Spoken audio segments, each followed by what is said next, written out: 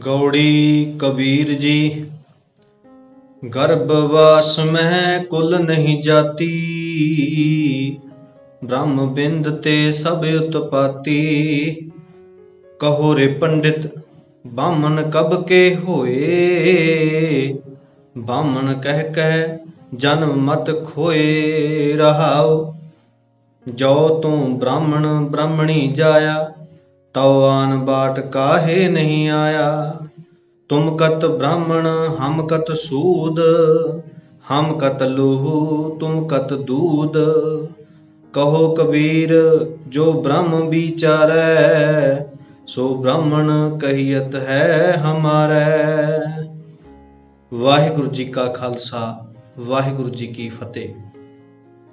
गुरु प्यारी साध संगत जी, अज ਆਪਾਂ कबीर जी ਦਾ गौड़ी राग ਦੇ ਵਿੱਚ 7ਵਾਂ ਸ਼ਬਦ ਜੋ ਕਿ ਧੰਨ ਗੁਰੂ ਗ੍ਰੰਥ ਸਾਹਿਬ ਦੇ ਪੰਨਾ ਨੰਬਰ 324 ਦੇ ਉੱਪਰ ਸੁਭਾਇਮਾਨ ਹੈ, ਇਹਦੀ ਵਿਚਾਰ ਕਰਾਂਗੇ। ਕੁਝ ਕੁ ਬੇਨਤੀਆਂ ਸ਼ਬਦ ਦੀ ਵਿਚਾਰ ਤੋਂ ਪਹਿਲਾਂ ਮੈਂ ਇੱਕ ਜ਼ਰੂਰ ਕਰ ਦੇਵਾਂ ਕਿ ਗੁਰਬਾਣੀ ਦੀ ਵਿਚਾਰ ਜਿਹੜੀ ਹੈ ਉਹ ਹਰ ਇੱਕ ਟੀਕਾਕਾਰ ਨੇ, ਹਰ ਇੱਕ ਵਿਦਵਾਨ ਨੇ, ਕਥਾਕਾਰ ਨੇ, ਜਿੰਨੀ ਕੁ ਉਹਨੂੰ ਸਮਝ ਹੈ, ਜਿੰਨੀ ਕੁ ਉਹਨੂੰ ਗੁਰਬਾਣੀ ਸਮਝ ਕੇ ਗਿਆਨ ਆਇਆ, ਉਸ ਮੁਤਾਬਕ ਹੀ ਉਸਨੇ ਗੁਰਬਾਣੀ ਦੇ ਅਰਥ ਕੀਤੇ ਨੇ ਅੱਜ ਤੱਕ। ਭਾਵੇਂ ਕੋਈ ਸੰਪਰਦਾਇ ਕਥਾਕਾਰਕ ਹੋਵੇ, ਜਿਹੜੇ ਕਿਸੇ ਨਾ ਕਿਸੇ ਸੰਪਰਦਾ ਨਾਲ ਸੰਬੰਧਿਤ ਹੁੰਦੇ ਹੈ, ਕਿਸੇ ਟਕਸਾਲ ਨਾਲ ਸੰਬੰਧਿਤ ਕੋਈ ਵਿਦਵਾਨ ਕਥਾਕਾਰ ਹੋਵੇ, ਕੋਈ ਲਿਖਾਰੀ ਹੋਵੇ, ਭਾਵੇਂ ਕਿਸੇ ਕਾਲਜ ਤੋਂ ਪੜ੍ਹਿਆ ਹੋਵੇ, ਕਿਸੇ ਜਗ੍ਹਾ 'ਤੇ ਵੀ, ਮਤਲਬ ਕੋਈ ਵੀ ਦੁਨੀਆ ਦੇ ਵਿੱਚ ਇਨਸਾਨ ਜਿਹੜਾ ਕਿ ਲਿਖਾਰੀ ਹੋਵੇ, ਕਥਾਕਾਰ ਹੋਵੇ, ਗਿਆਨੀ ਹੋਵੇ, ਬੁਲਾਰਾ ਹੋਵੇ, ਜਦੋਂ ਵੀ ਉਹਨੇ ਕਿਸੇ ਵੀ ਗ੍ਰੰਥ ਨੂੰ ਪੜ੍ਹਿਆ ਹੋਵੇ ਤੇ ਉਹਦੇ ਅਰਥ ਜਦੋਂ ਕਰਦਾ, ਉਹ ਬੰਦਾ ਆਪਣੀ ਮੱਤ ਅਨੁਸਾਰ ਕਰਦਾ ਹੈ। ਇਸੇ ਤਰ੍ਹਾਂ ਗੁਰੂ ਗ੍ਰੰਥ ਸਾਹਿਬ ਦੇ ਵੀ ਟੀਕੇ ਬਹੁਤ ਸਾਰੇ ਹੋਏ, ਭਾਵੇਂ ਫਰੀਦਕੋਟੀਆਂ ਦਾ ਟੀਕਾ ਹੋਵੇ, ਭਾਵੇਂ ਪ੍ਰੋਫੈਸਰ ਸਾਹਿਬ ਸਿੰਘ ਦਾ ਟੀਕਾ ਹੋਵੇ, ਭਾਈ ਵੀਰ ਸਿੰਘ ਦਾ ਟੀਕਾ ਹੋਵੇ, ਹਰਬੰਸ ਸਿੰਘ ਦਾ ਟੀਕਾ ਹੋਵੇ, ਜਾਂ ਹੋਰ ਵੀ ਜਪਜੀ ਸਾਹਿਬ ਦੇ ਬਹੁਤਿਆਂ ਨੇ ਟੀਕੇ ਕੀਤੇ ਹੈ। ਉਹਨਾਂ ਨੇ ਜਿੰਨੀ ਉਹਨਾਂ ਨੂੰ ਸਮਝ ਲੱਗੀ ਉਸ ਮੁਤਾਬਕ ਹੀ ਗੁਰਬਾਣੀ ਦੇ ਅਰਥ ਉਹਨਾਂ ਕੀਤੇ ਹੈ। ਇਸੇ ਤਰ੍ਹਾਂ ਅੱਜ ਮੈਂ ਵੀ ਕਹਾਂਗਾ ਕਿ ਜਿੰਨੀ ਕੁ ਮੈਨੂੰ ਅੱਜ ਤੱਕ ਦੀ ਸਮਝ ਆਈ ਹੈ, ਉਸ ਸਮਝ ਮੁਤਾਬਕ ਆਪਾਂ ਗੁਰਬਾਣੀ ਦੀ ਵਿਚਾਰ ਕਰਨੀ ਆ। ਅਸੀਂ ਇਹ ਨਹੀਂ ਕਹਿ ਸਕਦੇ ਕਿ ਜੋ ਅਸੀਂ ਅਰਥ ਕਰ ਰਹੇ ਹਾਂ ਇਹ ਹੀ ਗੁਰੂ ਸਾਹਿਬ ਨੇ ਅਰਥ ਕੀਤੇ ਆ, ਨਹੀਂ। ਜਿੰਨੀ ਸਾਨੂੰ ਸਮਝ ਆਈ ਹੈ ਉਸ ਮੁਤਾਬਕ ਅਸੀਂ ਗੱਲ ਕਰ ਸਕਦੇ ਹਾਂ। ਅੱਗੇ ਜਿਹੜੇ ਟੀਕਾਕਾਰ, ਜਿਹੜੇ ਕਥਾਕਾਰ ਜਿਹੜੇ ਹੋਏ ਆ, ਉਹਨਾਂ ਨੇ ਜਦੋਂ ਵੀ ਕਦੇ ਗੱਲ ਕੀਤੀ ਆ ਤਾਂ ਜ਼ਿਆਦਾਤਰ ਜਿਹੜੇ ਅੱਜ ਲੋਕ ਗੱਲ ਕਰਦੇ ਆ ਕਿ ਗੁਰੂ ਸਾਹਿਬ ਜਾਂ ਗੁਰੂ ਸਾਹਿਬ ਨੇ ਇਹ ਕਿਹਾ, ਨਹੀਂ। ਗੁਰੂ ਸਾਹਿਬ ਨੇ ਜੋ ਕਿਹਾ ਉਹ ਗੁਰੂ ਗ੍ਰੰਥ ਸਾਹਿਬ ਦੇ ਵਿੱਚ ਲਿਖਿਆ ਹੋਇਆ ਦਰਜ ਹੈ। ਅੱਗੇ ਜਿਹੜੇ ਅਰਥ ਨੇ ਉਹ ਤੁਸੀਂ ਹਰ ਇੱਕ ਬੰਦਾ ਆਪਣੀ ਮਰਜ਼ੀ ਦੇ ਨਾਲ, ਆਪਣੀ ਮੱਤ ਅਨੁਸਾਰ ਜਿੰਨੀ ਉਹਨੂੰ ਸਮਝ ਆਈ ਹੁੰਦੀ, ਭਾਵੇਂ ਉਹ ਗੁਰਬਾਣੀ ਪੜ੍ਹ ਕੇ ਆਈ ਹੈ, ਭਾਵੇਂ ਕਿਤੋਂ ਵੀ ਆਈ ਹੈ, ਤਾਂ ਉਹ ਸਮਝ ਆਪਣੀ ਮੁਤਾਬਕ ਹੀ ਗੁਰਬਾਣੀ ਦੇ ਅਰਥ ਕਰਦਾ ਹੈ। ਇਸ ਤਰ੍ਹਾਂ ਕੋਈ ਵੀ ਇਨਸਾਨ ਐਸਾ ਨਹੀਂ ਹੈ ਜਿਹਨੇ ਗੁਰੂ ਦੀ ਮਰਜ਼ੀ ਦੇ ਅਨੁਸਾਰ ਅਰਥ ਕੀਤੇ ਹੋਣ। ਐਗਜ਼ਾਮਪਲ ਦੇ ਤੌਰ 'ਤੇ ਆਪਾਂ ਇਹ ਵੀ ਕਹਿ ਸਕਦੇ ਹਾਂ ਕਿ ਇੱਕੋ ਹੀ ਸ਼ਬਦ ਦੇ ਅਰਥ ਹਰ ਇੱਕ ਟੀਕਾਕਾਰ ਨੇ ਵੱਖਰੇ ਵੱਖਰੇ ਕਿਉਂ ਕੀਤੇ ਆ। ਜਿਵੇਂ ਸੰਪਰਦਾਇ ਲੋਕ ਜਿਹੜੇ ਸੁਚਮਤਾ ਦੀ ਗੱਲ ਕਰਦੇ, ਜਿਹੜੇ ਸੁਚਮਤਾ ਨੂੰ ਮਹਾਨ ਗਿਣਦੇ ਆ, ਤਾਂ ਉਹ ਜਦੋਂ ਆਸਾ ਕੀ ਵਾਰ ਦੇ ਵਿੱਚ ਸ਼ਬਦ ਆਉਂਦਾ ਹੈ ਸਲੋਕ ਦੇ ਵਿੱਚ, ਕਹੋ ਨਾਨਕ ਸੱਚ ਧਿਆਈਐ, ਸੁਚ ਹੋਵੇ ਤਾਂ ਸੱਚ ਪਈਐ ਕਹਿੰਦੇ ਆ।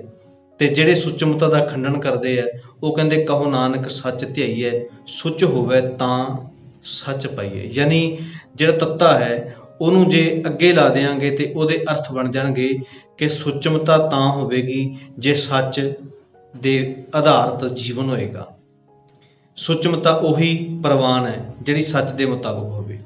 ਤੇ ਜੇ ਤੱਤੇ ਨੂੰ ਪਿੱਛੇ ਲਾ ਦਈਏ, ਕਹੋ ਨਾਨਕ ਸੱਚ ਧਿਆਈਏ, ਸੁਚ ਹੋਵੇ ਤਾਂ ਸੱਚ ਪਾਈਏ, ਤਾਂ ਇਹਦਾ ਮੀਨਿੰਗ ਇੱਦਾਂ ਬਣ ਜਾਏਗਾ ਕਿ ਜੇ ਸੁਚਮਤਾ ਹੋਏਗੀ ਤਾਂ ਹੀ ਸੱਚ ਮਿਲੇਗਾ। ਯਾਨੀ ਇੱਕੋ ਹੀ ਪੰਕਤੀ ਦੇ ਅਰਥ ਦੋ ਧਾਰਾਵਾਂ ਨੇ ਵੱਖਰੇ ਵੱਖਰੇ ਤੇ ਵਿਰੋਧੀ ਅਰਥ ਤੱਕ ਕੀਤੇ ਆ। ਜੇ ਗੁਰੂ ਨੇ ਇਹ ਅਰਥ ਹੁੰਦੇ, ਗੁਰੂ ਦੇ ਮੁਤਾਬਕ ਇਹ ਹੁੰਦੇ, ਤਾਂ ਦੋਵਾਂ ਦੇ ਅਰਥ ਇੱਕ ਹੋਣੇ ਸੀ। ਹੁਣ ਉਹਨਾਂ ਚੋਂ ਠੀਕ ਕਿਹੜਾ ਹੈ ਆਪਾਂ ਉਹਨੂੰ ਮੰਨ ਲੈਣਾ।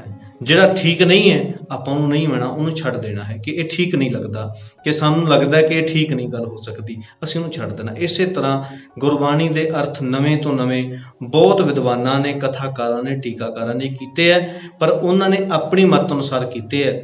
ਅਸੀਂ ਵੀ ਆਪਣੀ ਮੱਤ ਅਨੁਸਾਰ ਜਿੰਨੀ ਸਾਨੂੰ ਸਮਝ ਆਈ ਹੈ, ਜਿੰਨੀ ਸਾਨੂੰ ਗੁਰਬਾਣੀ ਪੜ੍ਹ ਕੇ ਆਪਣੇ ਜੀਵਨ ਦੇ ਵਿੱਚੋਂ, ਆਪਣੇ ਅਭਿਆਸ ਦੇ ਵਿੱਚੋਂ ਜਿਹੜੀ ਸਮਝ ਆਈ ਹੈ, ਪ੍ਰੈਕਟੀਕਲਿਟੀ ਦੀ ਜੋ ਸਮਝ ਆਈ ਹੈ, ਉਹ ਪ੍ਰੈਕਟੀਕਲਿਟੀ ਦੀ ਗੱਲ ਅਸੀਂ ਇੱਥੇ ਗੁਰੂ ਗ੍ਰੰਥ ਸਾਹਿਬ ਜੀ ਦੀ ਬਾਣੀ ਦੇ ਵਿੱਚੋਂ ਅਸੀਂ ਲੱਭਣੀ ਹੈ ਅਤੇ ਉਹਦੇ ਮੁਤਾਬਕ ਗੱਲ ਕਰਨੀ ਆ।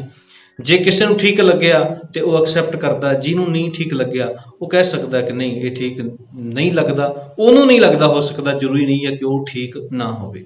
ਸੋ ਆਓ ਇਸ ਸ਼ਬਦ ਦੀ ਵਿਚਾਰ ਆਪਾਂ ਕਰਨ ਦਾ ਯਤਨ ਕਰੀਏ। ਕਬੀਰ ਜੀ ਕਹਿਣ ਲੱਗੇ, ਕਹੋ ਰੇ ਪੰਡਿਤ ਬਾਹਮਣ ਕਬ ਕੇ ਹੋਏ, ਬਾਹਮਣ ਕਹਿ ਕਹਿ ਜਨਮ ਮਤ ਖੋਏ ਰਹਾਓ।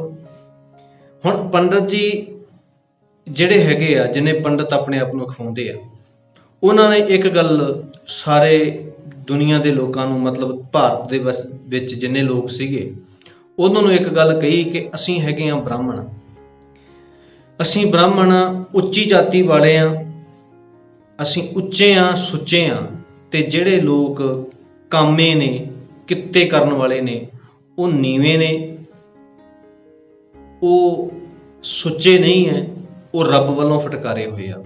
ਉਹਦੇ ਵਾਸਤੇ ਉਹਨੇ ਇੱਕ ਧਰਮ ਦੇ ਨਾਂ ਹੇਠ ਸਿਮਰਤੀਆਂ ਆਦਿਕ ਦੇ ਵਿੱਚ ਇੱਕ ਸਿਧਾਂਤ ਬਣਾ ਦਿੱਤਾ ਕਿ ਜਿਹੜਾ ਰੱਬ ਹੈ, ਜਿਹਨੂੰ ਉਹ ਰੱਬ ਭਗਵਾਨ ਕਹਿੰਦਾ, ਜੋ ਵੀ ਉਹ ਕਵੇ, ਉਹ ਕਹਿੰਦਾ ਕਿ ਉਹ ਵੀ ਬੰਦੇ ਦੇ ਸਰੀਰ ਵਰਗਾ ਉਸ ਰੱਬ ਦਾ ਸਰੀਰ ਹੈ, ਜਿਹਦੇ ਸਿਰ ਵਿੱਚੋਂ ਬ੍ਰਾਹਮਣ ਪੈਦਾ ਹੋਇਆ, ਜਿਹਦੀ ਬਾਹਾਂ ਵਿੱਚੋਂ ਖੱਤਰੀ ਪੈਦਾ ਹੋਇਆ, ਜਿਹਦੇ ਪੇਟ ਵਿੱਚੋਂ ਵੈਸ਼ ਪੈਦਾ ਹੋਇਆ ਤੇ ਜਿਹਦੇ ਪੈਰਾਂ ਵਿੱਚੋਂ ਸ਼ੂਦਰ ਪੈਦਾ ਹੋਇਆ। ਕਹਿਣ ਲੱਗਿਆ ਚਾਰ ਜਿਹੜੇ ਵਰਨ ਆ ਉਹ ਰੱਬ ਨੇ ਬਣਾਏ ਆ। ਉਹਨੇ ਸਾਰੀ ਗੱਲ ਰੱਬ ਤੇ ਸੁੱਟ ਦਿੱਤੀ ਹੈ ਕਿ ਰੱਬ ਨੇ ਹੀ ਬਾਹਮਣ ਪੈਦਾ ਕੀਤੇ ਹੈ, ਰੱਬ ਨੇ ਆਪਦੇ ਹੱਥਾਂ ਵਿੱਚੋਂ ਖੱਤਰੀ ਪੈਦਾ ਕੀਤੇ ਹੈ, ਰੱਬ ਨੇ ਪੇਟ ਵਿੱਚੋਂ ਵੈਸ਼ ਪੈਦਾ ਕੀਤੇ ਹੈ, ਰੱਬ ਨੇ ਆਪਦੇ ਪੈਰਾਂ ਵਿੱਚੋਂ ਵੈਸ਼ ਪੈਦਾ ਕੀਤੀ, ਸ਼ੂਦਰ ਪੈਦਾ ਕੀਤੀ ਹੈ। ਇਹ ਗੱਲ ਕਿਹਾ ਉਹਨੇ, ਇਹ ਨਹੀਂ ਕੀ ਕਿ ਮੈਂ ਕੀਤਾ, ਨਹੀਂ, ਇਹ ਕਹਿਣ ਲੱਗਾ ਕਿ ਰੱਬ ਨੇ ਹੀ ਇਦਾਂ ਕੀਤਾ ਹੈ। ਤੇ ਅੱਗੇ ਉਹ ਕਹਿੰਦਾ ਹੈ ਕਿ ਜਿਹੜੇ ਸਿਰ ਦਾ ਜੋ ਕੰਮ ਹੁੰਦਾ ਉਹ ਕੰਮ ਅਸੀਂ ਕਰਾਂਗੇ। ਗਿਆਨ ਦਾ ਗੱਲ, ਜਿਹੜੀ ਗਿਆਨ ਦੀ ਗੱਲ ਕਰਨੀ ਹੈ, ਉਹ ਕੇਵਲ ਬਾਹਮਣ ਕਰ ਸਕਦਾ, ਕਿਉਂਕਿ ਸਿਰ ਵਿੱਚੋਂ ਪੈਦਾ ਹੋਇਆ, ਸਿਰ ਦੇ ਵਿੱਚ ਦਿਮਾਗ ਹੈ ਤੇ ਇੱਥੇ ਗਿਆਨ ਦੀ ਗੱਲ ਸਾਰੀ ਹੋਣੀ ਹੈ। ਇਸ ਲਈ ਸਾਡਾ ਕੰਮ ਹੈ ਗਿਆਨ ਪੜ੍ਹਨਾ, ਪੜ੍ਹਾਉਣਾ, ਜੋ ਵੀ ਹੈ। ਦੂਜੇ ਕਿਸੇ ਦਾ ਕੰਮ ਗਿਆਨ ਦੇ ਨੇੜੇ ਜਾਣਾ ਨਹੀਂ ਹੈ। ਇਸ ਕਰਕੇ ਉਹਨੇ ਗਿਆਨ ਨੂੰ ਆਪਣੇ ਕਬਜ਼ੇ 'ਚ ਰੱਖ ਲਿਆ। ਬਾਹਾਂ ਦਾ ਕੰਮ ਖੱਤਰੀ ਬਾਹਾਂ 'ਚੋਂ ਪੈਦਾ ਹੋਇਆ। ਕਹਿਣ ਲੱਗੇ ਬਾਹੂਬਲ ਦਾ ਕੰਮ, ਜ਼ੋਰ ਦਾ ਕੰਮ, ਲੜਾਈ ਦਾ ਕੰਮ, ਰੱਖਿਆ ਦਾ ਕੰਮ ਜਿਹੜਾ ਹੈ ਉਹ ਖੱਤਰੀ ਕਰੇਗਾ, ਕਿਉਂਕਿ ਬਾਹਾਂ ਵਿੱਚੋਂ ਪੈਦਾ ਹੋਇਆ। ਇਸੇ ਤਰ੍ਹਾਂ ਵਪਾਰ ਦਾ ਕੰਮ, ਰੋਜ਼ਗਾਰ ਦਾ ਕੰਮ ਜਿਹੜਾ ਵਪਾਰ ਦਾ ਸਿਸਟਮ ਆ, ਉਹ ਸਾਰਾ ਵੈਸ਼ ਬਣਾਏਗਾ, ਕਿਉਂਕਿ ਪੇਟ ਵਿੱਚੋਂ ਪੈਦਾ ਹੋਇਆ। ਤੇ ਉਸ ਤੋਂ ਬਾਅਦ ਜਿਹੜੇ ਪੈਰ ਹੈ, ਉਹ ਜਿਵੇਂ ਸਾਰੇ ਸਰੀਰ ਦਾ ਭਾਰ ਚੁੱਕਦੇ ਹੈ, ਇੱਦਾਂ ਜਿਹੜੇ ਸ਼ੂਦਰ ਆ ਉਹ ਪੈਰਾਂ 'ਚੋਂ ਪੈਦਾ ਹੋਏ ਆ। ਤੇ ਇਸ ਕਰਕੇ ਉਹ ਉੱਪਰਲੇ ਤਿੰਨੇ ਵਰਨਾਂ ਦਾ ਭਾਰ ਆਪਣੇ ਤੇ ਚੁੱਕਣਗੇ। ਇਹ ਰੱਬ ਦੀ ਮਰਜ਼ੀ ਆ, ਪੰਡਤ ਦੇ ਕਹਿਣ ਮੁਤਾਬਕ। ਸ਼ੂਦਰ ਜਿਹੜੇ ਆ ਉਹ ਨੀਵੇਂ ਆ, ਜਿਵੇਂ ਪੈਰ ਨੀਵੇਂ ਆ, ਤੇ ਪੈਰ ਜਿਵੇਂ ਪੈਰਾਂ ਦਾ ਹੋਰ ਕੋਈ ਕੰਮ ਨਹੀਂ, ਪੈਰ ਸਰੀਰ ਨੂੰ ਚੱਕ ਕੇ ਲਿਜਾਂਦੇ ਆ, ਸਰੀਰ ਦੀ ਸੇਵਾ ਕਰਦੇ ਆ। ਇਸੇ ਤਰ੍ਹਾਂ ਸ਼ੂਦਰ ਸੇਵਾ ਕਰਨਗੇ। ਚਮੜੇ ਦਾ ਕੰਮ, ਜੁੱਤੀ ਬਣਾ ਕੇ ਬ੍ਰਾਹਮਣ ਨੂੰ, ਖੱਤਰੀ ਨੂੰ ਇਹ ਸ਼ੂਦਰ ਦੇਣਗੇ। ਕੱਪੜਾ ਉਹਨਾਂ ਨੂੰ ਸੀਲ ਕੇ ਸ਼ੂਦਰ ਦੇਣਗੇ। ਗੰਦਗੀ ਸ਼ੂਦਰ ਚੱਕਣਗੇ। ਉਹਨਾਂ ਨੇ ਕੁਝ ਬੰਦਿਆਂ ਨੂੰ ਸ਼ੂਦਰ ਕਹਿ ਦਿੱਤਾ ਕਿ ਤੁਹਾਡੇ ਕਰਮਾਂ ਦੇ ਮੁਤਾਬਕ ਤੁਹਾਨੂੰ ਰੱਬ ਨੇ ਸ਼ੂਦਰ ਬਣਾਇਆ, ਤੁਸੀਂ ਕਰਮ ਮਾੜੇ ਕੀਤੇ, ਇਸ ਕਰਕੇ ਰੱਬ ਨੇ ਤੁਹਾਨੂੰ ਫਟਕਾਰ ਦੇ ਦਿੱਤੀ ਹੈ ਕਿ ਹੁਣ ਤੁਸੀਂ ਸ਼ੂਦਰ ਨੀਵੀਆਂ ਜਾਤਾਂ 'ਚ ਪੈਦਾ ਹੋ ਗਏ ਹੋ ਤੇ ਤੁਹਾਨੂੰ ਆਹ ਹੀ ਕਰਨਾ ਪੈਣਾ। ਇਹ ਰੱਬ ਦੀ ਮਰਜ਼ੀ ਹੈ। ਇਹ ਪੰਡਤ ਦੇ ਕਹਿਣ ਮੁਤਾਬਕ ਇੱਦਾਂ ਹੀ ਹੋਇਆ ਕਿ ਰੱਬ ਨੇ ਇੱਦਾਂ ਕੀਤਾ। ਇਸੇ ਤਰ੍ਹਾਂ ਮੈਂ ਗੱਲ ਕੀਤੀ ਕਿ ਅੱਜ ਬਹੁਤ ਸਾਰੇ ਜਿਹੜੇ ਕਥਾਕਾਰ ਹੈ, ਲਿਖਾਰੀ ਹੈ, ਉਹੀ ਗੱਲ ਕਰ ਰਹੇ ਆ ਕਿ ਗੁਰੂ ਨੇ ਇਹ ਕਿਹਾ ਹੈ, ਗੁਰੂ ਸਾਹਿਬ ਨੇ ਇਹ ਕਿਹਾ ਹੈ। ਜਿਵੇਂ ਕੁਝ ਸ਼ਬਦ ਵਿੱਚੋਂ ਚੁੱਕਦੇ ਆ, ਜਿਵੇਂ ਕਹਿ ਲੈਂਦੇ ਆ ਗੁਰ ਕੀ ਨਿੰਦਾ ਸੁਣੇ ਨਾ ਕਾਨ। ਇਹ ਸ਼ਬਦ ਕਹਿੰਦੇ ਕਿ ਗੁਰੂ ਸਾਹਿਬ ਨੇ ਕਹੇ ਆ, ਉਹ ਗੁਰੂ ਦੇ ਮੂੰਹ ਵਿੱਚ ਗੱਲ ਪਾਉਂਦੇ ਆ। ਗੁਰੂ ਨੇ ਕਿਹਾ ਹੈ ਕਿ ਜਿਹੜਾ ਗੁਰੂ ਦੀ ਨਿੰਦਾ ਕਰਦਾ ਸੀਸ ਭੇਟ ਦਿਓ ਕਿਰਪਾਨ, ਉਹਦਾ ਸੀਸ ਆ ਜਿਹੜਾ ਉਹ ਕਿਰਪਾਨ ਦੀ ਭੇਟ ਕਰ ਦਿਓ, ਯਾਨੀ ਉਹਦਾ ਕਤਲ ਕਰ ਦਿਓ। ਇਹ ਗੱਲ ਉਹ ਅੱਜ ਦੇ ਬਹੁਤ ਸਾਰੇ ਲੋਕ ਗੁਰੂ ਦੇ ਮੁਖ ਚ ਪਾ ਰਹੇ ਆ। ਯਾਨੀ ਜਿਵੇਂ ਪੰਡਤ ਨੇ ਸ਼ੂਦਰਾਂ ਦੀ ਗੱਲ ਸਾਰੀ ਕੀਤੀ ਸੀ ਕਿ ਸ਼ੂਦਰ ਨੀਵੇਂ ਹੈ, ਇਹ ਰੱਬ ਦੀ ਮਰਜ਼ੀ ਹੈ। ਖੱਤਰੀ ਬਾਹਾਂ ਚੋਂ ਪੈਦਾ ਹੋਇਆ, ਇਹਨਾਂ ਦਾ ਕੰਮ ਰਾਖੀ ਕਰਨਾ ਹੈ, ਇਹ ਰੱਬ ਦੀ ਮਰਜ਼ੀ ਹੈ। ਇਹ ਜਾਤਾਂ ਪਾਤਾਂ ਪੰਡਤ ਦੇ ਮੁਤਾਬਕ ਰੱਬ ਨੇ ਬਣਾਈਆਂ ਤੇ ਉਹਨੇ ਇਹ ਬਹੁਤ ਸਾਰੇ ਗ੍ਰੰਥ ਵੀ ਲਿਖ ਦਿੱਤੇ। ਸਿਮਰਤੀਆਂ ਮਨੁ ਸਿਮਰਤੀ ਪੜ੍ਹ ਕੇ ਵੇਖੋ ਤਾਂ ਉਹਦੇ ਵਿੱਚ ਇਹ ਚੀਜ਼ਾਂ ਲਿਖੀਆਂ ਗਈਆਂ ਤੇ ਲਿਖੀਆਂ ਨਹੀਂ ਗਈਆਂ, ਉਹਨੇ ਸਮਾਜ ਦੇ ਵਿੱਚ ਲਾਗੂ ਕੀਤੀਆਂ। ਕਬੀਰ ਜੀ ਜਿਹੜੇ ਨੇ ਉਹ ਅਸਲ ਦੇ ਵਿੱਚ ਇੱਕ ਜੁਲਾਹੇ ਪਰਿਵਾਰ ਚੋਂ ਨੇ। ਖੱਡੀ ਬੁਣਨ ਦਾ ਕੰਮ ਹੈ, ਕੱਪੜਾ ਬਣਾਉਣ ਦਾ ਕੰਮ ਹੈ, ਤਾਂ ਉਹਨਾਂ ਨੂੰ ਸ਼ੂਦਰ ਕਿਹਾ ਗਿਆ ਤੇ ਸ਼ੂਦਰ ਕਹਿ ਕੇ ਉਹਨਾਂ ਨੂੰ ਕਿਹਾ ਗਿਆ ਤੁਸੀਂ ਸਾਡੇ ਲਈ ਸੇਵਾ ਲਈ ਬਣੇ ਹੋ। ਇੱਥੋਂ ਤੱਕ ਲਿਖ ਦਿੱਤਾ ਗਿਆ ਕਿ ਜੇ ਕੋਈ ਸ਼ੂਦਰ ਕਿਸੇ ਬ੍ਰਾਹਮਣ ਦੇ ਉੱਪਰ ਆਪਣਾ ਪਰਛਾਵਾਂ ਪਾ ਦੇਵੇਗਾ ਤਾਂ ਉਹਦਾ ਕਤਲ ਕਰਨ ਦਾ ਹੱਕ ਬ੍ਰਾਹਮਣ ਨੂੰ ਹੈ। ਤੇ ਬ੍ਰਾਹਮਣ ਬਹੁਤ ਸਾਰੇ ਇਹ ਕਤਲ ਵੀ ਖੱਤਰੀ ਰਾਜਿਆਂ ਕੋਲੋਂ ਕਰਵਾ ਦਿੰਦੇ ਸੀ ਕਿ ਇਹਨੇ ਬ੍ਰਾਹਮਣ ਨੂੰ ਭਿੱਟ ਦਿੱਤਾ, ਇਸ ਲਈ ਇਹਦਾ ਕਤਲ ਕਰ ਦਿਓ। ਤੇ ਐਸਾ ਹੁੰਦਾ ਸੀ। ਜਦੋਂ ਕਬੀਰ ਜੀ ਗੱਲ ਕਰਦੇ ਉਹਨਾਂ ਵੇਲੇ 'ਚ ਇਹੋ ਜਿਹੇ ਕੰਮ ਹੁੰਦੇ ਸੀ। ਇਸੇ ਤਰ੍ਹਾਂ ਜਿਹੜੇ ਅੱਜ ਦੇ ਸਾਡੇ ਬਹੁਤ ਸਾਰੇ ਆਪਣੇ ਆਪ ਨੂੰ ਮਹਾਨ ਗੁਰਮੁਖ ਕਹਾਉਣ ਵਾਲੇ ਆ, ਉਹ ਕਹਿੰਦੇ ਆ ਕਿ ਹੁਣ ਗੁਰੂ ਨੇ ਕਿਹਾ ਕਿ ਜਿਹੜਾ ਗੁਰੂ ਦੀ ਨਿੰਦਾ ਕਰ ਦੇਗਾ ਉਦੋਂ ਕਤਲ ਕਰ ਦਿਓ। ਇਹ ਗੱਲ ਸਾਨੂੰ ਗੁਰੂ ਨੇ ਕਹੀ ਹੈ ਤੇ ਸਾਨੂੰ ਹੱਕ ਹੈ, ਅਸੀਂ ਸੋਧਾ ਲਾ ਦਿੰਦੇ ਹਾਂ। ਪੰਡਤ ਵਾਲੀ ਗੱਲ ਜਿਵੇਂ ਪੰਡਤ ਨੇ ਰੱਬ ਦੇ ਮੂੰਹ ਵਿੱਚ ਪਾਈ, ਇਹਨਾਂ ਪੰਡਤ ਨੇ ਗੁਰੂ ਦੇ ਮੂੰਹ ਵਿੱਚ ਪਾ ਕੇ ਉਹ ਗੱਲ ਕਰਦੇ ਆ।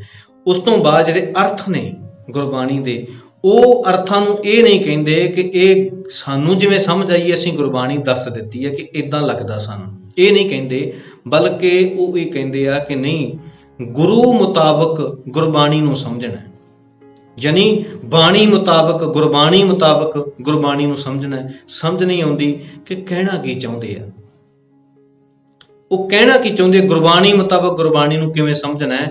ਹਮੇਸ਼ਾ ਗੁਰਬਾਣੀ ਨੂੰ ਬੰਦਾ ਆਪਣੀ ਮਤ ਅਨੁਸਾਰ ਸਮਝ ਸਕਦਾ, ਜਿੰਨੀ ਕੁ ਉਹਨੂੰ ਸਮਝ ਆਵੇਗੀ। ਮੈਂ ਪਹਿਲਾਂ ਐਗਜ਼ਾਮਪਲ ਦਿੱਤੀ ਹੈ ਕਿ ਇੱਕੋ ਪੰਕਤੀ ਦੇ ਅਰਥ ਦੋ ਧਾਰਾਵਾਂ ਵੱਖਰੇ ਵੱਖਰੇ ਇਸ ਲਈ ਕਰਦੀਆਂ ਕਿ ਉਹਦੀ ਮਤ ਦੇ ਵਿੱਚ ਸੁਚਮਤਾ ਮਹਾਨ ਹੈ ਤੇ ਦੂਸਰੇ ਦੀ ਮਤ ਦੇ ਵਿੱਚ ਸੁਚਮਤਾ ਦਾ ਖੰਡਨ ਕਰਨਾ ਹੈ। ਹੁਣ ਸਹੀ ਜਾਂ ਗਲਤ ਦੀ ਗੱਲ ਬਾਤ ਦੀ ਹੈ, ਪਰ ਦੋਵੇਂ ਅਰਥ ਅਲੱਗ-ਅਲੱਗ ਇਸ ਲਈ ਆ। ਇਹ ਅਰਥ ਗੁਰੂ ਨੇ ਨਹੀਂ ਕੀਤੇ, ਇਹ ਅਰਥ ਉਹਨਾਂ ਧਾਰਾਵਾਂ ਨੇ, ਉਹਨਾਂ ਸੰਪਰਦਾਵਾਂ ਨੇ ਆਪਣੀ ਮਰਜ਼ੀ ਦੇ ਨਾਲ ਆਪਣੀ ਸਮਝ ਮੁਤਾਬਕ ਕੀਤੇ ਆ। ਇਸ ਲਈ ਜੋ ਵੀ ਗੱਲ ਅੱਜ ਕੀਤੀ ਜਾ ਰਹੀ ਆ ਉਹ ਇਹ ਹੈ ਕਿ ਗੁਰਬਾਣੀ ਨੂੰ ਤੁਸੀਂ ਆਪਣੀ ਮਤ ਅਨੁਸਾਰ ਸਮਝ ਕੇ ਬਾਅਦ ਵਿੱਚ ਕਹਿੰਦੇ ਹੋ ਕਿ ਗੁਰੂ ਨੇ ਇੱਦਾਂ ਕਿਹਾ। ਤੇ ਜਿਹੜੇ ਅੱਜ ਇਹ ਕਹਿੰਦੇ ਆ ਕਿ ਨਹੀਂ, ਇਹ ਗੱਲ ਨਾ ਕਹੋ ਕਿ ਗੁਰੂ ਨੇ ਕਿਹਾ, ਇਹ ਕਹੋ ਕਿ ਸਾਨੂੰ ਸਮਝ ਇੱਦਾਂ ਲੱਗਿਆ, ਤੇ ਉਹਨਾਂ ਨੂੰ ਇਹ ਕਹਿੰਦੇ ਤੁਸੀਂ ਇਹ ਨਹੀਂ ਕਹਿ ਸਕਦੇ। ਜਿਵੇਂ ਅੱਜ ਤੱਕ ਸੰਪਰਦਾਈ ਇਹ ਕਹਿੰਦੇ ਆ ਰਹੇ ਸੀ ਕਿ ਤੁਸੀਂ ਅਰਥ ਵੱਖਰੇ ਨਹੀਂ ਕਰ ਸਕਦੇ, ਉਹ ਅੱਜ ਤਾਈਂ ਕਹਿੰਦੇ ਰਹੇ ਕਿ ਪ੍ਰੋਫੈਸਰ ਸਾਹਿਬ ਸਿੰਘ ਨੇ ਬੜਾ ਮਾੜਾ ਕੰਮ ਕਰ ਦਿੱਤਾ ਗ੍ਰਾਮਰ ਬਣਾ ਕਰਕੇ। ਪ੍ਰੋਫੈਸਰ ਸਾਹਿਬ ਸਿੰਘ ਨੇ ਬੜਾ ਮੰਦਾ ਕੰਮ ਕਰ ਦਿੱਤਾ ਹੈ, ਗ੍ਰਾਮਰ ਹੋ ਹੀ ਨਹੀਂ ਸਕਦੀ ਗੁਰਬਾਣੀ ਦੀ। ਅੱਜ ਤੱਕ ਉਹ ਇਹ ਕਹਿੰਦੇ ਰਹੇ। ਤੇ ਇਹ ਜਿਹੜੇ ਪ੍ਰਚਾਰਕ ਅੱਜ ਦੇ ਆਪਣੇ ਆਪ ਨੂੰ ਜਾਗਰੂਕ ਮਿਸ਼ਨਰੀ ਖਵਾਉਣ ਵਾਲੇ, ਇਹ ਕਹਿੰਦੇ ਰਹੇ ਕਿ ਇਹ ਕਿਵੇਂ ਹੋ ਸਕਦਾ, ਤੁਸੀਂ ਕਿਸੇ ਨੂੰ ਕਿਵੇਂ ਰੋਕ ਸਕਦੇ ਹੋ, ਗੁਰਬਾਣੀ ਦੀ ਗ੍ਰਾਮਰ ਤੇ ਬੜੀ ਜ਼ਰੂਰੀ ਹੈ। ਉੱਥੇ ਠੀਕ ਸੀ, ਕਹਿ ਸਕਦੇ ਸੀ, ਪਰ ਅੱਜ ਜਦੋਂ ਹੋਰ ਅਰਥ ਜਿਵੇਂ ਕਿਸੇ ਨੂੰ ਸਮਝ ਆਏ ਉਵੇਂ ਕਰਦਾ ਹੈ। ਤੇ ਇਹੀ ਜਾਗਰੂਕ ਮਿਸ਼ਨਰੀ ਜਿਹੜੇ ਆਪਣੇ ਆਪ ਨੂੰ ਉਹਦੇ ਕਹਿੰਦੇ ਸੀ ਪਰਿਵਰਤਨ ਹੀ ਜ਼ਿੰਦਗੀ ਹੈ, ਜਿਹੜੇ ਕਹਿੰਦੇ ਸੀ ਤਰਕ ਹੀ ਗੁਰੂ ਨਾਨਕ ਨੇ ਸਿਖਾਇਆ।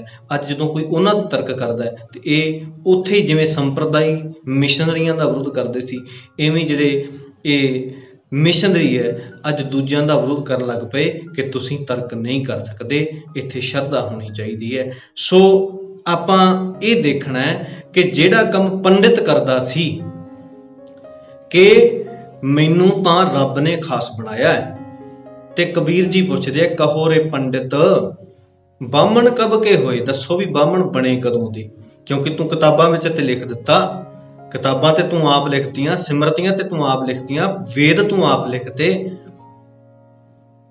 ਵੇਦ ਆਪ ਲਿਖ ਕੇ ਕਹਿਤਾ ਕਿ ਰੱਬ ਨੇ ਵੇਦ ਭੇਜੇ ਹੈ, ਸਿਮਰਤੀਆਂ ਆਪ ਲਿਖ ਕੇ ਕਹਿਤਾ ਰੱਬ ਨੇ, ਇਹ ਤਾਂ ਭਗਵਾਨ ਨੇ ਲਿਖੀਆਂ, ਲਿਖੀਆਂ ਤੂੰ ਆਪ ਹੈ, ਆਪ ਲਿਖ ਕੇ ਤੇ ਤੂੰ ਹੁਣ ਇਹ ਗੱਲ ਕਹਿਣਾ ਕਿ ਰੱਬ ਦੀ ਇਹ ਮਰਜ਼ੀ ਹੈ। ਪਰ ਇਹ ਤੇ ਅੱਗੇ ਦੱਸ ਬਾਹਮਣ ਕਬ ਕੇ ਹੋਏ, ਕਦੋਂ ਦੇ ਬਣੇ ਬਾਹਮਣ ਤੁਸੀਂ? ਅੱਗੇ ਇਹ ਸਵਾਲ ਹੈ। ਬਾਹਮਣ ਕਹਿ ਕੇ ਜਨਮ ਮਤ ਖੋਏ ਰਹਾਓ, ਕਹਿਣ ਲੱਗੇ ਬਾਹਮਣ ਕਹਿ ਕੇ ਏਦਾਂ जन्म खराब ना कर, यानी जिंदगी खराब ना कर। तू दूजियां दा भी जिंदगी खराब करदा है, अपनी जिंदगी भी खराब करदा। तू भरम ते भुलेखे विच आ। कोई बामण रब ने नहीं बनाया। बामण कदों बन गया? अगे इस शब्द दे विच होर समझाउंदे आ कि असीं जे सवाल कीता ते ये मतलब की है। कहते गर्भवास मह कुल नहीं जाती। कहते जदों भी कोई जीव गर्भ विच हुंदा, बंदा गर्भ विच हुंदा, उत्थे उहदी कोई गर्भ जाति ते कुल नहीं हुंदी, क्योंकि उदों एक सिर्फ वो इंसान एक छोटा जिहा मास दा टुकड़ा हुंदा जिहड़ा पेट दे विच है। उत्थे कोई नहीं कहंदा कि इह किहड़ी जात दा। उत्थे उहनूं 9 महीने मां दे पेट विच रहण लग्गिआं नूं कोई जाति नहीं हुंदी, कोई कुल नहीं हुंदी। ब्रह्म बिंद ते सब उत्पत्ति। क्योंकि जे जाति हुंदी उत्थे, जे उत्थे ब्राह्मण खत्तरी शूद वैश हुंदा तां हर एक बच्चे दे जम्मण दी प्रक्रिया भी वखरी वखरी होनी सी। पंडित जी, ब्राह्मण जी, तुसीं इह तां कह दित्ता कि ब्राह्मण महान है, ते इह कहानी भी लिख दित्ती कि रब दे सिर विचों पैदा होया ब्राह्मण, पर हुण तां मां दे पेट विचों पैदा हो रिहा। ब्रह्म बिंद ते सब उत्पत्ति। ਜਿਹੜਾ ਬ੍ਰਹਮ ਆ, ਜਿਹੜਾ ਕਾਨੂੰਨ ਆ, ਜਿਹੜਾ ਨਿਯਮ ਆ, ਜਿਹੜਾ ਸਾਰੇ ਜੀਵਾਂ ਦੇ ਉੱਪਰ ਲਾਗੂ ਹੁੰਦਾ। ਜਿਵੇਂ ਪਸ਼ੂ ਜਨਮ ਲੈਂਦੇ ਆ, ਜਿਹੜੇ ਦੋ ਪਸ਼ੂਆਂ ਦਾ ਸਰੀਰਕ ਸੰਬੰਧ ਬਣਦਾ, ਉਹਦੇ ਨਾਲ ਉਹਨਾਂ ਦਾ ਬੱਚਾ ਪੈਦਾ ਹੁੰਦਾ। ਇਸੇ ਤਰ੍ਹਾਂ ਹੀ ਮਨੁੱਖ ਦੇ ਵਿੱਚ ਵੀ, ਮਨੁੱਖ ਜਾਤੀ ਵਿੱਚ ਵੀ ਇਸਤਰੀ ਤੇ ਪੁਰਖ ਦਾ ਮੇਲ, ਸਰੀਰਕ ਸੰਬੰਧ ਬਣਨ ਤੋਂ ਬਾਅਦ ਪਾਣੀ ਮੈਲਾ ਮਾਟੀ ਗੋਰੀ ਕਹਿਣ ਲੱਗੇ ਕਿ ਇਦਾਂ ਮਾਂ ਕੀ ਰਕਤ ਪਿਤਾ ਬਿੰਦ ਧਾਰਾ। ਇਦਾਂ ਇਹ ਕਾਨੂੰਨ ਤੇ ਨਿਯਮ ਹੈ, ਸਾਰਿਆਂ ਉੱਪਰ ਹੀ ਲਾਗੂ ਹੁੰਦਾ ਹੈ। ਇਹ ਨਿਯਮ ਹੈ ਨਾ, ਜਿਹੜਾ ਰੂਲ ਆਫ ਨੇਚਰ ਹੈ, ਜਿਹੜਾ ਇਹ ਜਿਵੇਂ ਪਸ਼ੂਆਂ ਤੇ ਲਾਗੂ ਹੁੰਦਾ ਹੈ, ਕੁੱਤਿਆਂ ਤੇ ਪਸ਼ੂਆਂ ਤੇ ਜਾਨਵਰਾਂ ਤੇ ਜੰਗਲੀ ਜਾਨਵਰਾਂ ਤੇ ਲਾਗੂ ਹੋ ਰਿਹਾ, ਪੰਛੀਆਂ ਤੇ ਲਾਗੂ ਹੋ ਰਿਹਾ। ਜਿਵੇਂ ਇਹ ਨਿਯਮ ਦਰਖਤਾਂ ਤੇ ਵੀ ਲਾਗੂ ਹੋ ਰਿਹਾ, ਉਹਨਾਂ ਵਿੱਚ ਵੀ ਮੇਲ ਫੀਮੇਲ ਹੈ, ਪੰਛੀਆਂ ਵਿੱਚ ਵੀ ਮੇਲ ਫੀਮੇਲ ਹੈ। ਉਹਨਾਂ ਦੇ ਸੰਯੋਗ ਤੋਂ ਬਾਅਦ ਹੀ ਉਹਨਾਂ ਦੀ ਅੱਗੇ ਔਲਾਦ ਪੈਦਾ ਹੋ ਸਕਦੀ ਹੈ। ਇਸੇ ਤਰ੍ਹਾਂ ਹੀ ਇਹ ਕਾਨੂੰਨ ਨਿਯਮ ਰੂਲ ਜਿਹੜਾ ਹੈ, ਇਹ ਸਾਰਿਆਂ ਤੇ ਇੱਕੋ ਜਿਹਾ ਲਾਗੂ ਹੋ ਰਿਹਾ ਹੈ, ਸਾਰੇ ਜੀਵਾਂ ਤੇ ਇੱਕੋ ਜਿਹਾ ਹੋ ਰਿਹਾ, ਬੰਦੇ ਤੇ ਵੀ ਇੱਕੋ ਜਿਹਾ ਹੋ ਰਿਹਾ ਹੈ। ਬ੍ਰਹਮ ਬਿੰਦ ਤੇ ਸਭ ਉਤਪਾਤੀ। ਉਸੇ ਬ੍ਰਹਮ ਯਾਨੀ ਉਸੇ ਕਾਨੂੰਨ, ਉਸੇ ਰੂਲ ਆਫ ਨੇਚਰ, ਉਸੇ ਨਿਯਮ ਦੇ ਤਹਿਤ ਹੀ ਸਭ ਕੁਝ ਪੈਦਾ ਹੋ ਰਿਹਾ ਹੈ, ਕੋਈ ਵੱਖਰਾ ਤਰੀਕਾ ਨਹੀਂ। ਜੋ ਤੋ ਬ੍ਰਾਹਮਣ ਬ੍ਰਾਹਮਣੀ ਜਾਇਆ। ਕਹਿਣ ਲੱਗੇ ਜੋ ਜੇ ਤੂੰ ਬ੍ਰਾਹਮਣ ਕੁਛ ਖਾਸ ਸੀ, ਤੂੰ ਕਹਿ ਇਹ ਤਾਂ ਲਿਖ ਦਿੱਤਾ ਕਿਤਾਬਾਂ ਦੇ ਵਿੱਚ ਕਿ ਤੂੰ ਸਿਰ ਵਿੱਚੋਂ ਪੈਦਾ ਹੋਇਆ, ਰੱਬ ਦੇ ਸਿਰ ਵਿੱਚੋਂ, ਤਾਂ ਫਿਰ ਪੈਦਾ ਤਾਂ ਬ੍ਰਾਹਮਣੀ ਦੀ ਕੁੱਖ ਵਿੱਚੋਂ ਹੋ ਰਿਹਾ, ਯਾਨੀ ਮਾਂ ਦੀ ਕੁੱਖ ਵਿੱਚੋਂ ਪੈਦਾ ਹੋ ਰਿਹਾ। ਜਿਵੇਂ ਮੈਂ ਆਪਦੀ ਮਾਂ ਦੇ ਪੇਟ ਵਿੱਚੋਂ ਪੈਦਾ ਹੋਇਆ, ਤੂੰ ਵੀ ਆਪਦੇ ਮਾਂ ਦੇ ਪੇਟ ਵਿੱਚੋਂ ਪੈਦਾ ਹੋਇਆ, ਤੂੰ ਵੀ ਇੱਕ ਇਸਤਰੀ ਦੇ ਪੇਟ ਵਿੱਚੋਂ ਪੈਦਾ ਹੋਇਆ। ਤੇ ਬ੍ਰਾਹਮਣ ਉਹ ਹੈ ਜਿਹੜਾ ਬ੍ਰਾਹਮਣੀ ਦੀ ਕੁੱਖ ਵਿੱਚੋਂ, ਮਾਂ ਦੀ ਕੁੱਖ ਵਿੱਚੋਂ ਪੈਦਾ ਹੋ ਕੇ ਹੀ ਕਹਿੰਦਾ ਸੀ ਕਿ ਜਿਹੜੀ ਔਰਤ ਹੈ ਇਹ ਮਰਦ ਦੀ ਜੁੱਤੀ ਹੈ, ਇਹ ਜਿਹੜੀ ਔਰਤ ਹੈ ਇਹ ਨਰਕ ਦੁਆਰੀ ਹੈ। ਇਹੀ ਬ੍ਰਾਹਮਣ ਕਹਿੰਦਾ ਸੀ ਕਿ ਇਹਨੂੰ ਤੇ ਤਾੜਨਾ ਚਾਹੀਦਾ ਹੈ, ਇਹ ਤੇ ਤਾੜਨ ਦੀ ਅਧਿਕਾਰੀ ਹੈ, ਇਹ ਤੇ ਕਦੇ ਮੁਕਤ ਨਹੀਂ ਹੋ ਸਕਦੀ, ਇਹ ਤੇ ਨਰਕ ਦੁਆਰੀ ਹੈ, ਇਹ ਤੇ ਕਾਮਨੀ ਹੈ ਤੇ ਡੋਬ ਦਿੰਦੀ ਹੈ। ਮਾਂ ਦੇ ਪੇਟ ਵਿੱਚੋਂ ਪੈਦਾ ਹੋ ਕੇ ਮਾਂ ਨੂੰ ਹੀ ਗਾਲ ਇਹ ਬ੍ਰਾਹਮਣ ਕੱਢਦਾ ਸੀ। ਜੋ ਤੂੰ ਬ੍ਰਾਹਮਣ, ਜੇ ਤੂੰ ਬ੍ਰਾਹਮਣ ਹੈ, ਬ੍ਰਾਹਮਣੀ ਜਾਇਆ, ਤੂੰ ਫਿਰ ਮਾਂ ਦੇ ਕੁੱਖ ਵਿੱਚੋਂ ਪੈਦਾ ਹੋਇਆ, ਤਵਾਨ ਬਾਟ ਕਾਹੇ ਨਹੀਂ ਆਇਆ। ਤਾਂ ਇਹ ਤਾਂ ਦੱਸ ਵੀ ਕੋਈ ਹੋਰ ਰਾਹ ਹੁੰਦਾ, ਤੂੰ ਕੋਈ ਹੋਰ ਤਰੀਕੇ ਨਾਲ ਪੈਦਾ ਹੋ ਜਾਂਦਾ। ਜੇ ਤੂੰ ਖਾਸ ਸੀ ਤਾਂ ਹੋਰ ਤਰੀਕੇ ਨਾਲ ਪੈਦਾ ਹੁੰਦਾ।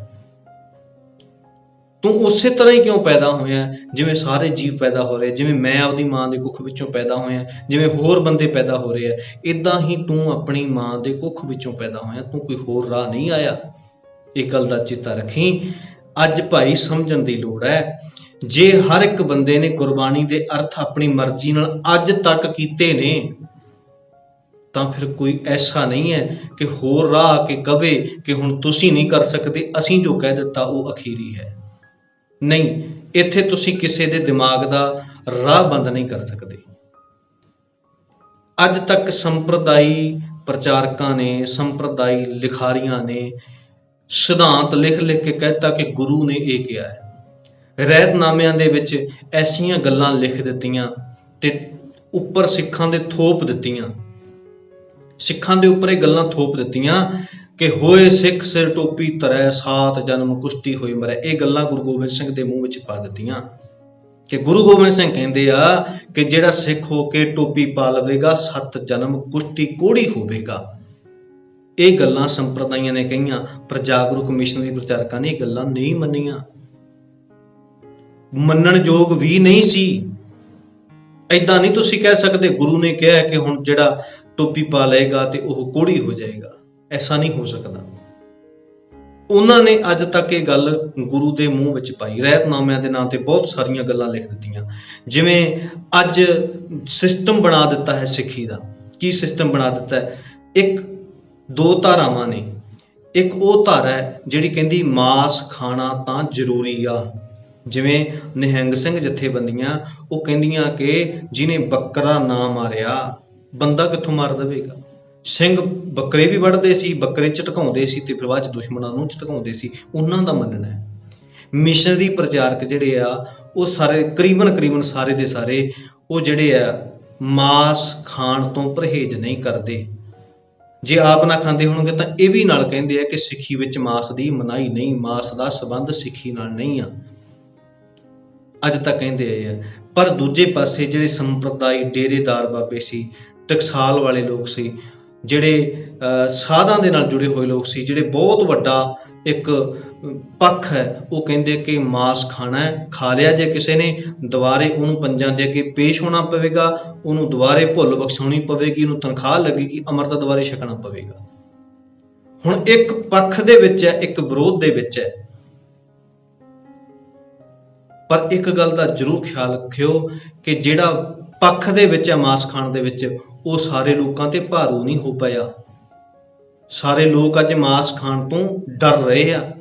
ਆਮ ਬੰਦਾ ਜਿਹੜਾ ਆਮ ਘਰਾਂ ਦੇ ਵਿੱਚ ਘਰੇਲੂ ਸਿੱਖ ਆ, ਜਿਹੜਾ ਕਿਸੇ ਸੰਪਰਦਾ ਨਾਲ ਨਹੀਂ ਜੁੜਿਆ ਹੋਇਆ, ਜਿਹੜਾ ਘਰਾਂ ਵਿੱਚ ਰਹਿੰਦੇ ਆ, ਉਹ ਬਹੁਤੇ ਲੋਕ ਉਹ ਹੈ ਜਿਹੜੇ ਕਹਿੰਦੇ ਆ ਕਿ ਜੇ ਅੰਮ੍ਰਿਤਧਾਰੀ ਕੋਈ ਬੰਦਾ ਮਾਸ ਖਾਵੇ ਤਾਂ ਪਤਿਤ ਹੋ ਜਾਂਦਾ।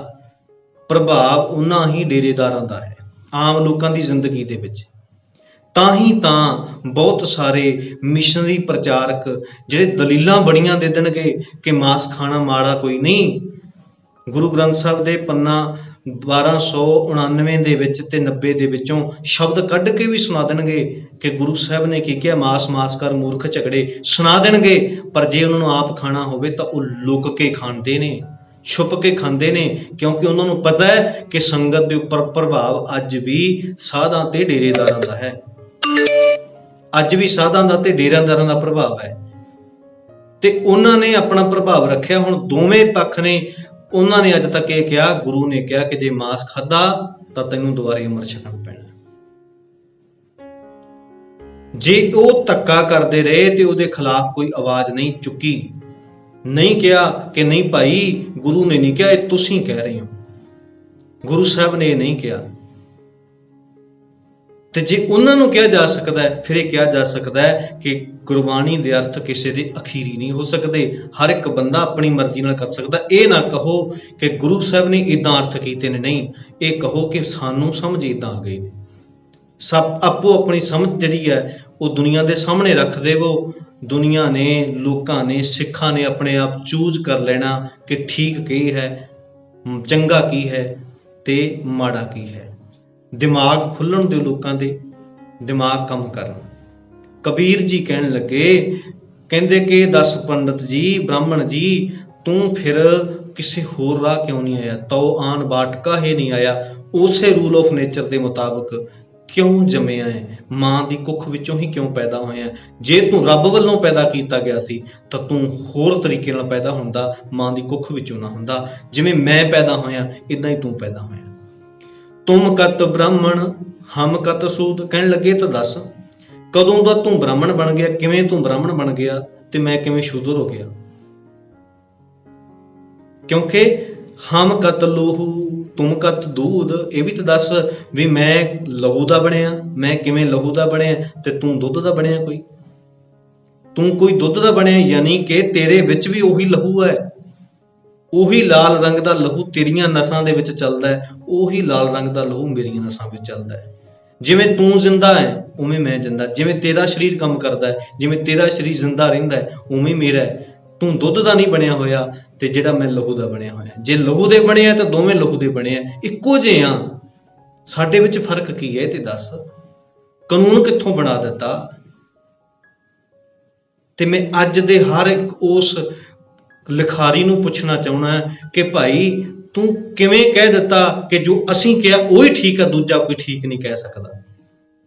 ਇਹੀ ਕਿਉਂ ਕਿਹਾ ਜਾਂਦਾ ਹੈ ਕਿ ਜਦੋਂ ਕੋਈ ਬੰਦਾ ਨਵੀਂ ਗੱਲ ਕਰੇ ਉਦੋਂ ਕਹਿ ਦਿਓ ਕਿ ਇਹ ਏਜੰਸੀਆਂ ਦਾ ਬੰਦਾ ਹੈ, ਇਹ ਬੰਦਾ ਤੇ ਜਿਹੜਾ ਗੁਰੂ ਦੋਖੀ ਹੈ, ਗੁਰੂ ਨਿੰਦਕ ਹੈ। ਨਹੀਂ, ਇਹ ਕਿਉਂ ਕਹਿ ਸਕਦੇ ਹੋ ਕਿ ਸ਼ਰਧਾ ਹੀ ਸਭ ਤੋਂ ਮਹਾਨ ਹੈ, ਤਰਕ ਨਹੀਂ ਮਹਾਨ ਹੋ ਸਕਦਾ। ਜਿਹੜਾ ਬੰਦਾ ਜਿਵੇਂ ਗੱਲ ਕਰਦਾ ਉਵੇਂ ਕਹੇਗਾ। ਹਾਂ, ਜੇ ਉਹਦੀ ਗੱਲ ਗਲਤ ਹੈ ਤਾਂ ਉਹ ਗੱਲ ਤੇ ਗੱਲ ਕੀਤੀ ਜਾਵੇ, ਇਨਸਾਨ ਦੇ ਉੱਪਰ ਇਲਜ਼ਾਮ ਨਾ ਲਾਇਆ ਜਾਵੇ। ਜੇ ਤੁਸੀਂ ਠੀਕ ਹੋ ਤਾਂ ਤੁਸੀਂ ਕਿਸੇ ਬੰਦੇ ਤੇ ਇਲਜ਼ਾਮ ਲਾਉਣ ਦੀ ਜਗ੍ਹਾ, ਉਹਨੂੰ ਏਜੰਸੀਆਂ ਦਾ ਕਹਿਣ ਦੀ ਜਗ੍ਹਾ ਜਾਂ ਉਹਨੂੰ ਕਿਸੇ ਪਾਰਟੀਆਂ ਦਾ ਕਹਿਣ ਦੇ ਥਾਂ ਤੇ ਤੁਸੀਂ ਇਹ ਕਹਿ ਸਕਦੇ ਹੋ ਕਿ ਇਹਦੀ ਆਹ ਗੱਲ ਏਦਾਂ ਠੀਕ ਨਹੀਂ, ਇਹ ਹੈ ਠੀਕ ਵੀ ਲੱਗੇਗਾ। ਕਿਉਂਕਿ ਜੇ ਦਲੀਲ ਦਿਓਗੇ ਉਦੋਂ ਬਾਅਦ ਲੋਕਾਂ ਨੇ ਸੁਣਨਾ ਹੈ ਕਿ ਕੀ ਠੀਕ ਹੈ ਤੇ ਕੀ ਨਹੀਂ ਠੀਕ, ਫਿਰ ਸਮਝ ਲੈਣਾ ਆਪਣੇ ਆਪ। ਪਰ ਜੇ ਕਿਸੇ ਬੰਦੇ ਦੇ ਉੱਪਰ ਇਦਾਂ ਇਲਜ਼ਾਮ ਲਾ ਦਿੱਤਾ ਤਾਂ ਇਹ ਇਲਜ਼ਾਮ ਪਿਛਲੇ 20 ਸਾਲਾਂ ਤੋਂ ਡੇਰੇਦਾਰਾਂ ਨੇ, ਸੰਪਰਦਾਇਆਂ ਨੇ, ਪ੍ਰਚਾਰਕਾਂ ਦੇ ਉੱਪਰ ਲਾਏ ਆ। ਇੱਥੋਂ ਤੱਕ ਕਿ ਆਪਣਾ ਪ੍ਰਭਾਵ ਉਹਨਾਂ ਨੇ ਤਖਤਾਂ ਦੇ ਉੱਪਰ ਪਾ ਕਰਕੇ ਨਵੇਂ ਪ੍ਰਚਾਰਕਾਂ ਨੂੰ, ਨਵੇਂ ਲਿਖਾਰੀਆਂ ਨੂੰ ਪੰਥ ਵਿੱਚੋਂ ਛੇਕ ਦਿੱਤਾ, ਕਹਿ ਦਿੱਤਾ ਤੁਸੀਂ ਸਾਡਾ ਹਿੱਸਾ ਹੀ ਨਹੀਂ। ਯਾਨੀ ਕਿ ਕਹਿੰਦੇ ਗੁਰੂ ਨੇ ਸਾਨੂੰ ਖਾਸ ਬਣਾਇਆ। ਜਿਵੇਂ ਕਬੀਰ ਜੀ ਕਹਿੰਦੇ ਆ ਕਿ ਜੋ ਤੂੰ ਬ੍ਰਾਹਮਣ ਬ੍ਰਾਹਮਣੀ ਜਾਏ ਤੂੰ ਆਨ ਬਾਟ ਕਾਹੇ ਨਹੀਂ ਹੈ। ਭਾਈ ਤੂੰ ਕਿਤੇ ਹੋਰ ਰਾਹ ਨਹੀਂ ਆਇਆ, ਤੈਨੂੰ ਗੁਰੂ ਸਪੈਸ਼ਲ ਨਹੀਂ ਕੋਈ ਬਣਾ ਕੇ ਗਿਆ। ਕਹੋ ਕਬੀਰ ਜੋ ਬ੍ਰਹਮ ਵਿਚਾਰੈ, ਕਹਿਣ ਲੱਗੇ ਕਬੀਰ ਜੀ ਕਿ ਜੋ ਬ੍ਰਹਮ ਦੀ ਵਿਚਾਰ ਕਰਦਾ। ਹੁਣ ਬ੍ਰਹਮ ਕੀ ਹੈ? ਹੁਣ ਹਰ ਇੱਕ ਨੂੰ ਬ੍ਰਹਮ ਆਪੋ ਆਪਣੇ ਤਰੀਕੇ ਨਾਲ ਨਜ਼ਰ ਆ ਰਿਹਾ। ਬ੍ਰਹਮ ਦੇ ਉੱਤੇ ਤੇ ਆਪਾਂ ਗੱਲ ਕਰਦੇ ਰਹੀਦਾ ਕਿ ਬਹੁਤ ਸਾਰੀਆਂ ਵਿਚਾਰਾਂ ਨੇ ਕਰਦੇ ਰਹੀਏ। ਹਾਂ, ਬ੍ਰਹਮ ਨੂੰ ਕਿਸ ਤਰੀਕੇ ਨਾਲ ਸਮਝਦੇ? ਬ੍ਰਹਮ ਦਾ ਮਤਲਬ ਜਿਹਨੇ ਬ੍ਰਹਿਮੰਡ ਦੇ ਵਿੱਚ ਸਮਾਇਆ ਹੋਇਆ, ਪੂਰੇ ਬ੍ਰਹਿਮੰਡ ਵਿੱਚ ਜੋ ਹੈ ਉਹ ਹੀ ਬ੍ਰਹਮ ਹੈ। ਰੂਲ ਆਫ ਨੇਚਰ ਜਿਹੜਾ ਹਰ ਥਾਂ ਤੇ ਕਣ-ਕਣ ਦੇ ਵਿੱਚ ਹੈ, ਨਿਯਮ ਜਿਹੜਾ ਹਰ ਥਾਂ ਤੇ ਕੰਮ ਕਰ ਰਿਹਾ ਹੈ, ਉਹ ਹੀ ਬ੍ਰਹਮ ਹੈ ਜਿਹੜਾ ਉਸ ਨਿਯਮ ਨੂੰ ਵਿਚਾਰਦਾ ਹੈ। ਨਿਯਮ ਨੂੰ ਜਿਹੜਾ ਵਿਚਾਰੇਗਾ ਉਹਨੂੰ ਪਤਾ ਲੱਗ ਜਾਏਗਾ ਕੋਈ ਜਾਤ ਪਾਤ ਰੱਬ ਨੇ ਨਹੀਂ ਬਣਾਈ, ਕੋਈ ਸੁੱਚਾ ਤੇ ਕੋਈ ਝੂਠਾ ਰੱਬ ਨੇ ਪੈਦਾ ਨਹੀਂ ਕੀਤਾ, ਕਿਸੇ ਨੂੰ ਰੱਬ ਨੇ ਖਾਸ ਨਹੀਂ ਬਣਾਇਆ, ਕਿਸੇ ਨੂੰ ਕਿਸੇ ਐਸੇ ਗੁਰੂ ਨੇ, ਪੀਰ ਨੇ ਖਾਸ ਬਣਾ ਕੇ ਨਹੀਂ ਭੇਜਿਆ, ਸਾਰੇ ਇੱਕੋ ਜਿਹੇ ਆ। ਸੋ ਬ੍ਰਾਹਮਣ ਕਹੀਅਤ ਹੈ ਹਮਾਰੇ, ਕਬੀਰ ਜੀ ਕਹਿਣ ਲੱਗੇ ਸਾਡੇ ਤੇ ਭਾਈ ਉਹਨੂੰ ਅਸੀਂ ਬ੍ਰਾਹਮਣ ਕਹਿੰਦੇ ਆ, ਯਾਨੀ ਉਹਨੂੰ ਧਰਮੀ ਕਹਿੰਦੇ ਆ। ਉਹ ਬ੍ਰਹਮ ਦੇ ਵਿੱਚ ਸਮਾਇਆ ਹੋਇਆ ਕਹਿੰਦੇ ਆ, ਜਿਹੜਾ ਬ੍ਰਹਮ ਦੀ ਵਿਚਾਰ ਕਰੇ। ਬ੍ਰਹਮ ਸਾਰੇ ਪਾਸੇ ਪਸਰਿਆ ਹੋਇਆ। ਸਭੈ ਘਟ ਰਾਮ ਬੋਲੇ, ਰਾਮਾ ਬੋਲੇ ਰਾਮ ਬਿਨਾ ਕੋ ਬੋਲਾ ਰਹਿ। ਜਿਹੜਾ ਸਾਰੇ ਪਾਸੇ ਸਮਝਦਾ ਇੱਕੋ ਜਿਹਾ, ਰੂਲ ਆਫ ਨੇਚਰ ਨੂੰ ਜਿਹੜਾ ਇੱਕੋ ਜਿਹਾ ਸਮਝੇਗਾ, ਸਾਰੇ ਇਨਸਾਨਾਂ ਨੂੰ ਇੱਕੋ ਜਿਹਾ ਦੇਖੇਗਾ, ਉਹ ਹੀ ਸਾਡੇ ਬ੍ਰਾਹਮਣ ਹੈ। ਨਹੀਂ ਤਾਂ ਤੇਰੇ ਵਰਗੇ ਬ੍ਰਾਹਮਣ ਨੂੰ ਅਸੀਂ ਬ੍ਰਾਹਮਣ ਨਹੀਂ ਗਿਣਦੇ। ਜਿਹੜਾ ਕਵੇ ਕਿ ਮੇਰੇ ਮੁਤਾਬਕ ਜ਼ਿੰਦਗੀ ਜੀਓ, ਜਿਹੜਾ ਕਵੇ ਕਿ ਜੋ ਮੈਂ ਨਿਰਧਾਰਿਤ ਕਰ ਦਿੱਤਾ ਉਹ ਹੀ ਅਸਲ ਧਰਮ ਦਾ ਰਸਤਾ ਹੈ। ਧਰਮ ਦੇ ਰਸਤੇ ਨੂੰ ਤੂੰ ਨਹੀਂ ਬਣਾ ਸਕਦਾ, ਇਹ ਤੇ ਆਪਣੇ ਆਪ ਹੀ ਕੁਦਰਤ ਦੇ ਵਿੱਚ ਫੈਲਿਆ ਹੋਇਆ। ਤੂੰ ਰਾਹ ਦੱਸ ਕੇ ਕਿਸੇ ਨੂੰ ਆਪਣਾ ਗੁਲਾਮ ਨਹੀਂ ਬਣਾ ਸਕਦਾ, ਕਿਸੇ ਉੱਪਰ ਭਾਰ ਨਹੀਂ ਪਾ ਸਕਦਾ। ਸੋ ਇਸ ਸ਼ਬਦ ਦੀ ਵਿਚਾਰ ਅੱਜ ਦੇ ਮਾਹੌਲ ਦੇ ਨਾਲ ਬੜੀ ਜੁੜਦੀ ਹੈ। ਸੋ ਇਸ ਸ਼ਬਦ ਨੂੰ ਬੜੇ ਧਿਆਨ ਨਾਲ ਫਿਰ ਆਪ ਪੜ੍ਹੋ, ਆਪ ਵਿਚਾਰ ਲਓ। ਮੈਂ ਆਪਣੀ ਮੱਤ, ਆਪਣੀ ਸਮਝ ਤੁਹਾਡੇ ਸਾਹਮਣੇ ਰੱਖ ਦਿੱਤੀ ਆ। ਤੁਸੀਂ ਇਹਨੂੰ ਤੁਹਾਨੂੰ ਠੀਕ ਲੱਗੇ ਤੁਸੀਂ ਐਕਸੈਪਟ ਕਰ ਸਕਦੇ ਹੋ, ਨਾ ਠੀਕ ਲੱਗੇ ਰਿਜੈਕਟ ਕਰ ਸਕਦੇ ਹੋ। ਤੁਹਾਡਾ ਆਪਣਾ ਹੱਕ ਹੈ। ਕੋਈ ਜ਼ਰੂਰੀ ਨਹੀਂ ਜੋ ਮੈਂ ਕਵਾਂ ਉਹੀ ਠੀਕ ਹੋਵੇ। ਨਹੀਂ, ਆਪੋ ਆਪਣੀ ਸਮਝ ਸਾਰਿਆਂ ਸਾਹਮਣੇ ਰੱਖੋ, ਜਿਹੜੀ ਠੀਕ ਲੱਗੇਗੀ ਉਹ ਦੂਜਾ ਐਕਸੈਪਟ ਕਰ ਲਏਗਾ। ਵਾਹਿਗੁਰੂ ਜੀ ਕਾ ਖਾਲਸਾ, ਵਾਹਿਗੁਰੂ ਜੀ ਕੀ ਫਤਿਹ।